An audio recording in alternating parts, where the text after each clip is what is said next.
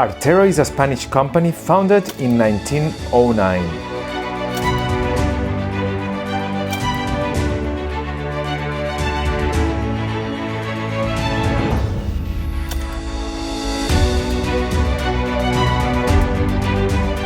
Dedicated to manufacture and trade of professional tools for the most demanding barbers and hairdressers. The new headquarters are located in Vilassar de Dalt, only 20 kilometers far from Barcelona.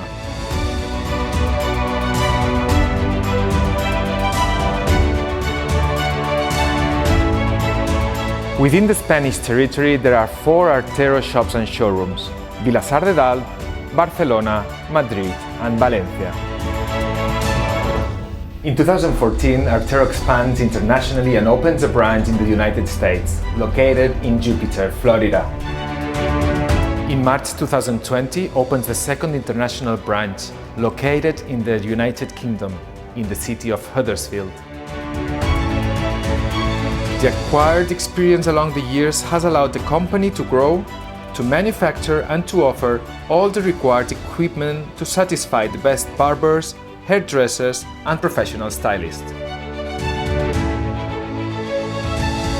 Artero is permanently expanding, currently exporting to more than 60 countries worldwide.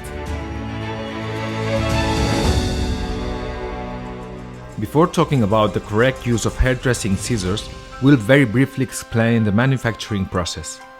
Artero uses Japanese steel to make their scissors.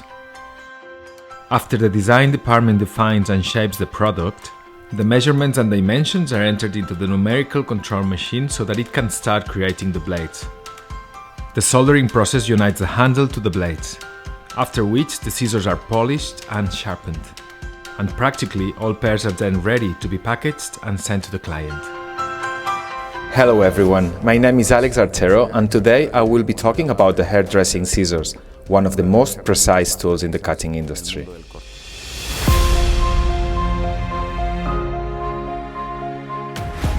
Both the symmetric and the ergonomic scissors are to be held in the same manner. The first thing to consider is the ring finger, which must be placed through the handle ring. The little finger is to rest in the end of the scissor and the rest of the fingers as shown. The movement should always come from the thumb, because should we move the other fingers, we would never guess where exactly the blades will cut. Therefore, we will only move the thumb to know exactly where to cut.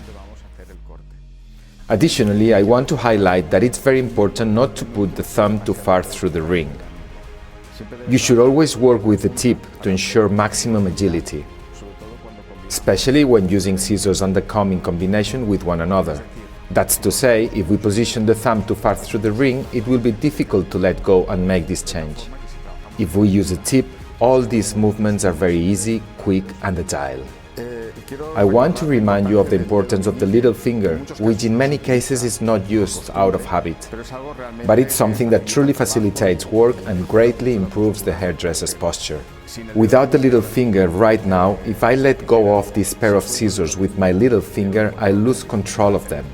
To gain control, I need the thumb. However, when I use the little finger, I can show the position we want to work in or cut to very well, and the thumb will simply make the cut. Up and down, without any other movement, but for this we must place the little finger on its support, on its rest.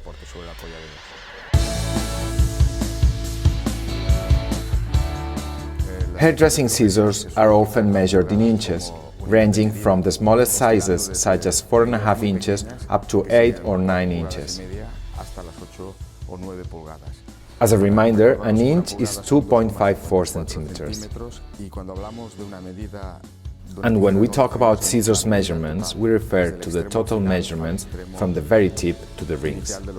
The right measurement, which is a common query, is often thought to depend on the size of our hands, but that is not the case. The ideal size depends on the type of work you're going to carry out at the time. For example, a barber's work is not the same as a sliding work or cutting neckline. Therefore, the right measurement will depend on the need that the scissors have to meet at any given moment. I have two very different sized pair of scissors in my hand, one measuring 9 inches and the other 5.5 inches, so that you can see how the size differs. When we talk about ergonomics, we mean that the tool adapts to the man and not the man to the tool. Therefore, an ergonomic pair of scissors is very comfortable in the hands, and it's better for posture. So that you can see the most important differences, here I'll show you a totally classic symmetrical pair of scissors with no ergonomics, and yet, nevertheless, it is one of the most commonly used pair of scissors for many hairdressers out of habit. But you can see that this pair of scissors is totally straight. It doesn't have any features that help with hand, arm or elbow positioning. Here, however, I'll show you a pair of scissors that is a little more ergonomic, where we have certain aspects that make one much more comfortable compared to the other. A pair of ergonomic scissors may have features that allow us to work at different angles, without moving the body or the wrist, nothing more than the fingers, in such a way that you can choose any position, without the need to bend down, move your shoulders, elbows or anything else.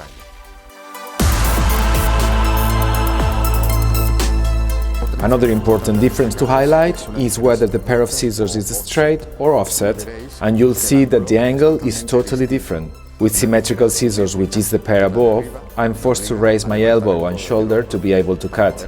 However, a more offset pair of scissors means there is a more angled handle, allows us to work with a much better posture for the shoulder and the elbow.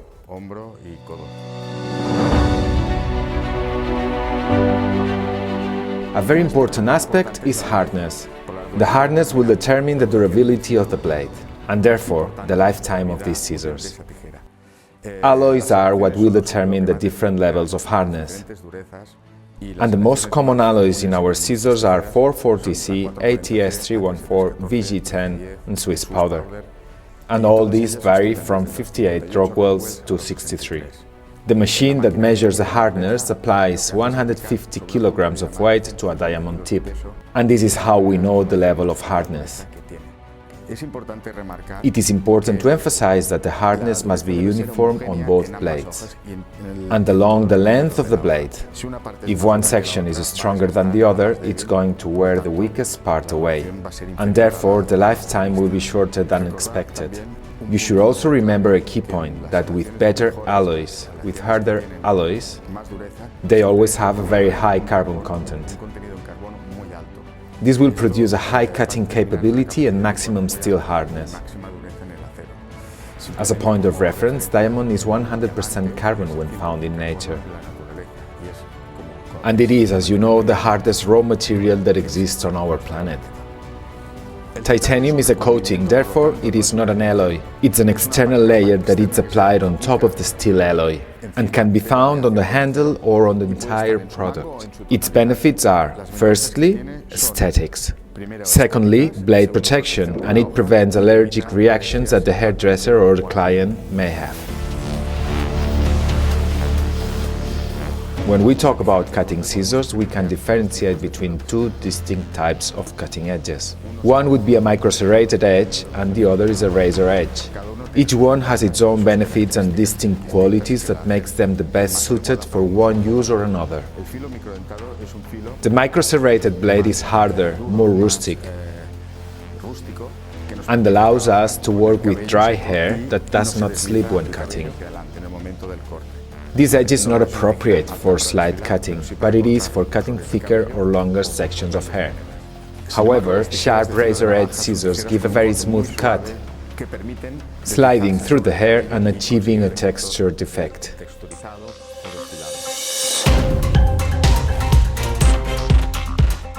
I want to highlight the importance of the screw with regards to tension during scissors use.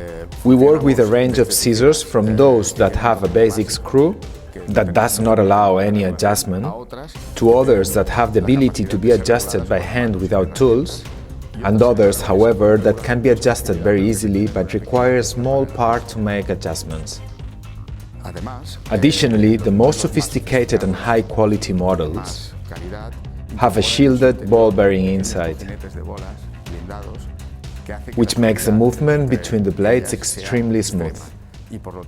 Therefore, the hairdresser has to move much less.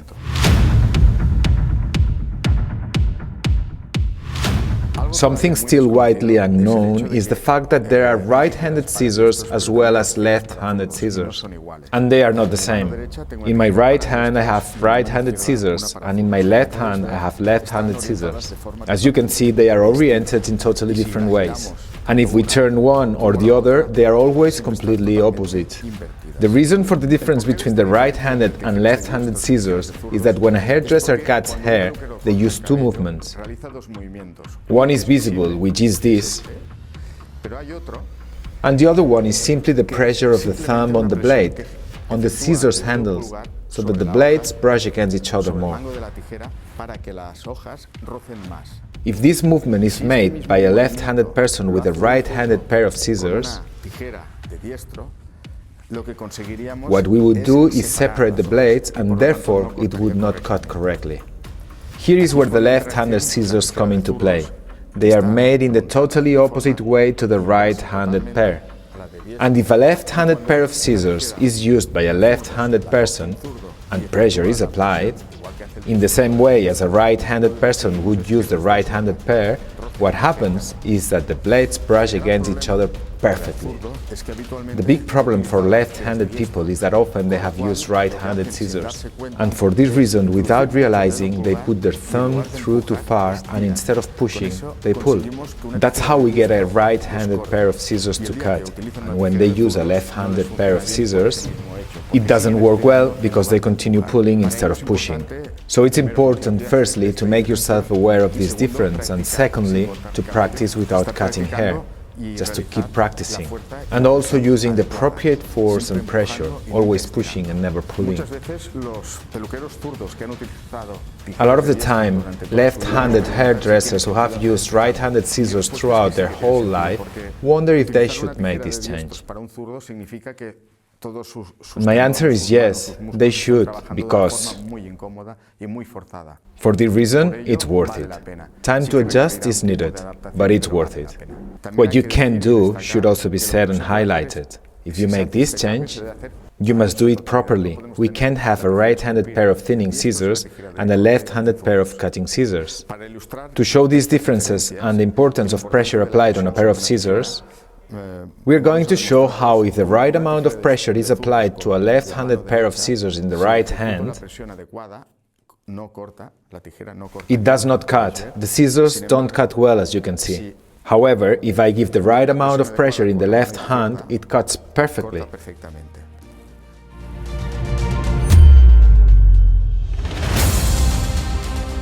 Thinning scissors are still not very well known, and yet their use offers a lot of possibilities. First, I want to talk about tooth positioning. In my hands you can see scissors that have teeth on the upper blade and scissors that have teeth on the lower blade. This has a direct influence on the cut and the job. It should be said that in this case, this is a more European-style pair of scissors, and this is a more Asian or Japanese-style pair. When there are teeth on the upper blade of the scissors, as in this case, it moves with the thumb. And the effect we'll achieve is that each time we cut this lock of hair, we'll continue cutting. However, when there are teeth on the lower blade of the scissors, we're only going to cut hair on the first cut. In the next cut, regardless of how many times we repeat the movement, no more hair will be cut. Within the thinning scissors category, we can talk about thinning and double thinning scissors. The double thinning or thinning scissors are relatively new, invented around 60 years ago by a German brand called Esculap. Both blades have teeth on the double thinning scissors, while thinning scissors have teeth along one side only, and it's the most common and frequently used due to its smoothness. It's very important to explain and say that thinning scissors can remove more or less hair, and with more blending or in a more marked or defined way. I'll try to explain. Depending on the finish of the tooth, the size of the tooth and the number of teeth, we will achieve one effect or another. That's to say, when the tip of the tooth has a V-shaped finish, it will remove a lot of hair and in a very defined way. Additionally, if the teeth are wide, they will do this in a much more intense way. When we have teeth that are finished in a line or with very small microdentation, the amount of hair removed will be less, And additionally, if the teeth are thin, they will remove hair with more blending. That is, it won't be defined at all. A pair of scissors that has very thin and few teeth is not the same as a pair of scissors with a lot of very thin teeth. Obviously, the more teeth there are, the more hair will be removed. But if the teeth are very small, it will blend in a very subtle way. However, a pair of scissors with very large teeth, with little space between each tooth, will remove a lot of hair, but it will be very defined. It should also be explained that a 5.5-inch pair of scissors with 40 teeth is not the same as a pair of scissors that has the same number of teeth but measures 6.5 inches. For this reason, if you're looking to find an equivalent for each size, it would be 46 teeth for 6.5 inches and 40 teeth for 5.5. Due to all of these characteristics, we will have scissors that are capable of removing 60% of the hair, as well as scissors that remove 15%, including scissors that can remove 30% and 40%, which are the most common and frequently used. The amount of hair removed is so important that Artero has scissors on the market that are capable of removing 10%, 20% or 30% of hair due to its positioning, which is chosen with a screw.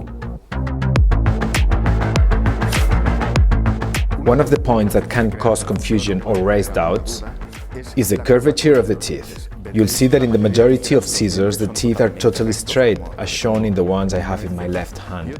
And others have curved teeth with a greater curve in the middle and a lesser curve at the tips. This improves the quality of the cut and the angle of attack for one blade against another. Another point that goes unnoticed and is very important for thinning scissors, especially high-range scissors, is the fact that the teeth are wider at the tip of the tooth and narrower at the base. And this gives uncut hair more space when the scissors are removed. So the hairdresser's job is made much easier in this particular situation.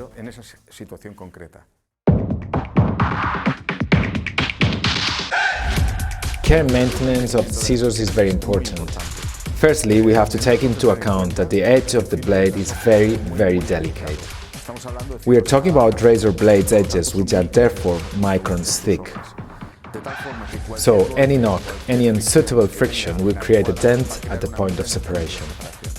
Many of us know this, and when a pair of scissors falls to the ground, they can be damaged. But they can also be damaged by small knocks, for example, by leaving them like this on top of each other. For this reason, it is very important to leave the blades closed, both when storing them as well as when using them. If we want to adjust the pressure of the screws, we will always do this with the scissors completely closed. If we do this with the blades partially open, we will easily damage them at the point of separation. Therefore, we will adjust them with the blades completely closed. The benefit of cases and all these care products is that they keep the blades completely closed. In this position, scissors are always very, very resistant. Another aspect to highlight is the material. As it is steel, it needs sufficient lubrication. For this, we have products such as Oil Fresh that by applying in the middle and with a lot of pressure, we will remove all dirt between the blades, and additionally, it provides protection that prolongs the life of the steel.